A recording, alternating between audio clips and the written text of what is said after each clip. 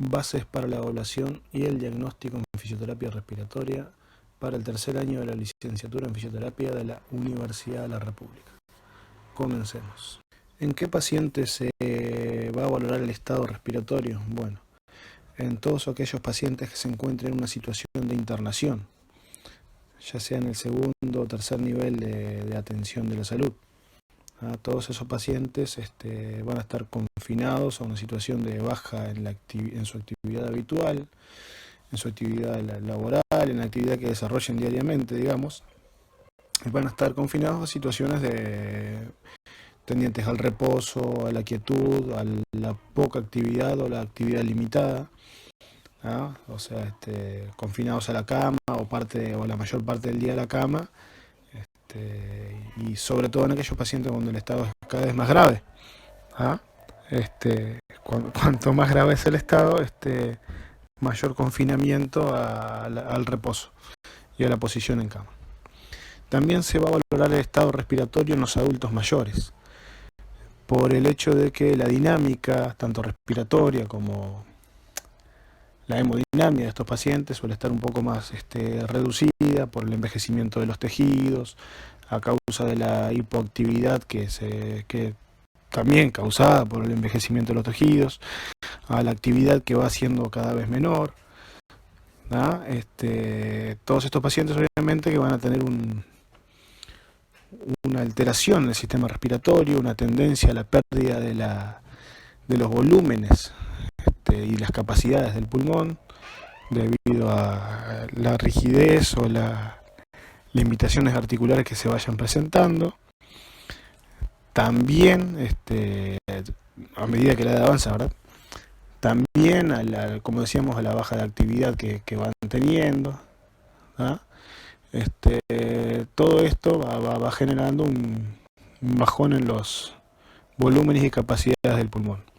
Por eso la importancia de la valoración respiratoria en este tipo de pacientes. En todas aquellas personas que tengan antecedentes de condiciones de salud vinculadas al sistema respiratorio, pacientes que tengan antecedentes de POC, de asma, de historial de neumonias. Acá estamos hablando estrictamente de condiciones de salud, ¿no? Que hayan tenido bronquitis, traqueobronquitis, aquellos pacientes reactivos que tienen la vía aérea reactiva, digamos, que se inflama rápidamente ante cualquier factor ambiental. O sea, todo aquel paciente que haya tenido un historial de enfermedades respiratorias, ya sea personales o familiares, es también plausible, más allá de su situación o de qué lo esté derivando hacia nuestras manos, digamos, va a ser necesaria una valoración del sistema respiratorio. Y aquellos pacientes que al relato, aunque hayan consultado por otro motivo a nosotros, digamos, que al relato cuenten o que ustedes indaguen el relato de este paciente con episodios de fatiga durante la ejecución de algunas tareas de la vida diaria, del caminar, el subir escaleras, la disnea del esfuerzo, también, paciente que relate o que haya tenido situaciones de disnea del esfuerzo, también es plausible de valoración de su sistema respiratorio. O sea que ahí tenemos ya de entrada varias situaciones que van a hacer que nosotros tengamos que valorar, más allá cuál sea el motivo de la consulta del paciente, el nivel o el estado de su sistema respiratorio. El primer instrumento asequible o necesario para empezar a valorar el estado respiratorio del paciente va a ser la historia clínica. La historia clínica que normalmente debería estar disponible en todos aquellos servicios donde están los pacientes, ya sea en segundo y tercer nivel, me estoy refiriendo. Va a ser el primer instrumento del cual nosotros nos vamos a valer para valorar el sistema respiratorio. ¿Qué datos son importantes entonces dentro de la historia clínica para empezar la valoración del paciente? Primero, obviamente, todo lo que tiene que ver con los datos patronímicos del paciente, por ejemplo, el sexo. El sexo básicamente es femenino y masculino por el hecho de que algunas capacidades y volúmenes, de acuerdo a la edad y al sexo, son diferentes en los pacientes. Otras cosas que son diferentes son los parámetros de las espirometrías, que sirve para diagnosticar enfermedades, en este caso diagnóstico de enfermedades. Por eso la edad y el sexo del paciente es importante. El motivo de ingreso del paciente, es necesario saber si el paciente ingresó ya en principio por un cuadro respiratorio o por algo que tenga que ver con el sistema respiratorio, o ingresó por otro motivo. Aunque haya, como dijimos antes, aunque haya ingresado por otros motivos, la valoración del sistema respiratorio va a estar implicada en el paciente.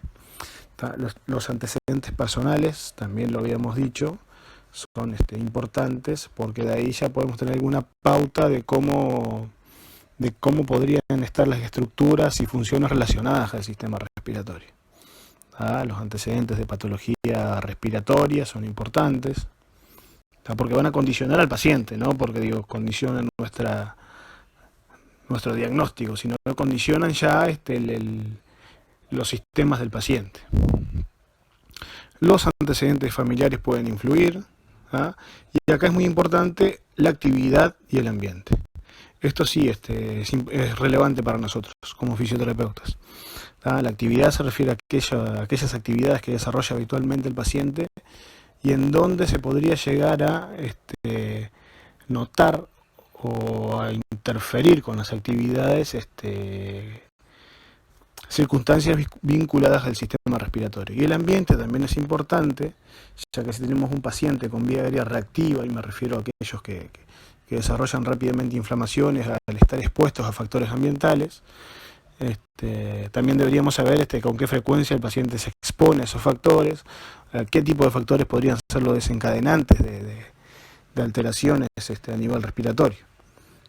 Así que todos esos datos ya los vamos a obtener mediante el chequeo y la lectura de la historia clínica del paciente. Una vez ya dentro de la unidad y digamos a los pies de la cama del paciente, por decirlo de alguna manera, ya empieza el chequeo en principio de los signos vitales, para ver que el paciente esté ahí, primero que nada, y segundo para ver si hay un estado de alteración determinado que permita o no nuestro abordaje, ¿no? Por ejemplo, las descompensaciones hemodinámicas, etcétera, etcétera. Así que ustedes van a empezar valorando, registrando, y teniendo en cuenta la frecuencia cardíaca, cuestión que la pueden ver en los monitores. Si el paciente está en un CTI o un intermedio, en el monitor va a estar continuamente, valga la redundancia, monitorizada la frecuencia cardíaca. También los saturómetros, generalmente, más allá de medir la saturación de oxígeno en sangre, ya dan la frecuencia cardíaca del paciente. Si no, van a tener que tomarla manualmente. ¿Cómo se toma eso? Con el pulso radial y el reloj. Así de sencillo. Y contando cuántos latidos por minuto tiene ese paciente. Nosotros nos manejamos con un parámetro de normalidad entre 60 y 90 latidos por minuto. De acuerdo a las circunstancias, vamos a tener por debajo de ese número la bradicardia. Está diciendo que el paciente está latiendo con un ritmo mucho menor de lo que debería latir. Y por encima de esos parámetros está la taquicardia. No es la cuestión nuestra definir si está taquicárdico o simplemente tener en cuenta que el parámetro normal está en ese margen, y dependiendo un poco del paciente, del tipo de paciente y las patologías que tenga, también esos valores pueden estar corridos hacia un extremo o hacia el otro.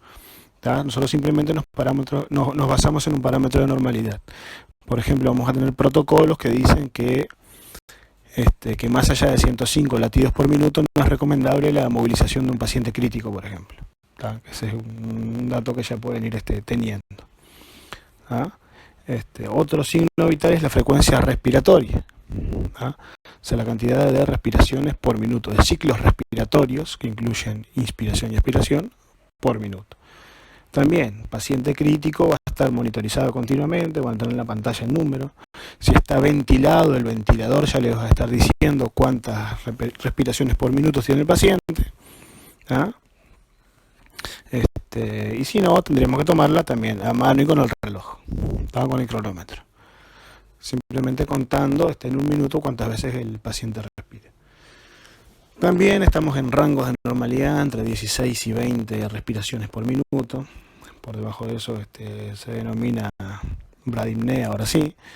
Por encima de eso taquipnea. También de acuerdo a lo confortable que esté el paciente, otros signos respiratorios también, vamos a ver que las cuestiones de normalidad pueden estar corridas hacia un extremo o hacia el otro, de este margen que estamos dando como orientativo, ¿no? La temperatura es un parámetro objetivo que también probablemente lo mismo en los pacientes críticos. Eso va a estar monitorizado, va a estar en una pantalla. Si no, pueden recurrir a la historia y en el caso de pacientes en piso o intermedio, recurrir a la historia para ver el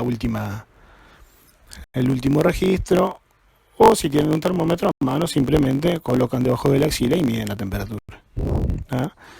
También se considera que hasta 37 grados hay una situación de normalidad, entre 37 y 38 grados el paciente está lo que se denomina subfebril, ¿ah?